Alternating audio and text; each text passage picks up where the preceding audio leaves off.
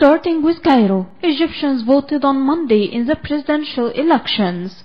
President Sisi's only challenger is Mustafa Musa, a little-known politician who joined the race in the last minute.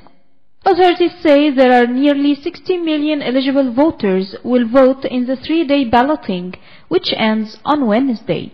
From another perspective, tens of thousands of policemen and soldiers have been deployed to protect polling centers as well as key state installations during the election. On to the Syrian profile, the Russian Defense Ministry says it expects to reach an agreement with a major Syrian rebel group to arrange its exit from the last rebel-held town in eastern Ghouta. A senior defense ministry official told Russian news agency on Monday in Syria that Russia's military is in talks with the Army of Islam for it to leave the town of Douma. The official added that he expects the Russian military to take them out soon, and that the rebels have reportedly indicated their willingness to lay down their arms. On the other side of the world, a fire at a shopping mall packed with children and their parents on the first weekend of the school recess killed 64 people in Russia's Siberia.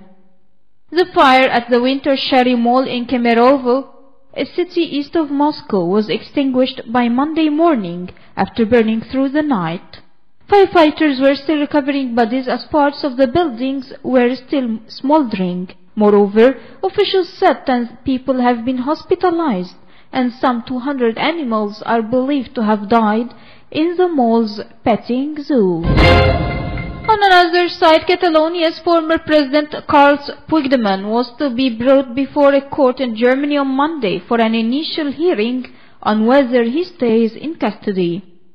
The closed-doors hearing comes amid heightened tensions in the Spanish region following Puigdemont's arrest on a European warrant on Sunday, following his entry to Germany from Denmark. It's worth mentioning that tens of thousands protested late Sunday in Barcelona and other Catalan towns, and some demonstrators clashed with riot police. Going to our economic news, South Korea has agreed to further open its auto market to the United States as the two countries prepare to amend their 6-year-old trade agreement following complaints by President Donald Trump. South Korea's top trade negotiators said on Monday that the revised agreement calls for delaying the earlier agreed-to elimination of tariffs on South Korean-made pickup trucks to 2041 from 2021. This came after the U.S. side agreed that annual exports of up to 2.7 million tons of South Korean steel products will be exempted from recently announced 25% tariffs. And finally, stocks recovered their poise on Monday after a stormy week as investors sensed that a trade war between the U.S. and China could be averted.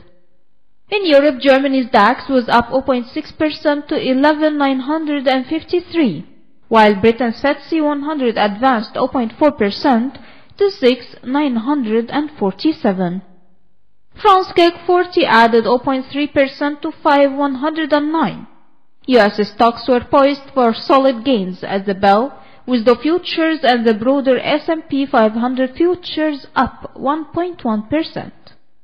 Meanwhile, in Asia, the Shanghai Composite Index shed 0.6% to 133.72, while Tokyo's Nikkei 225 gained 0.7% to 2,766.10.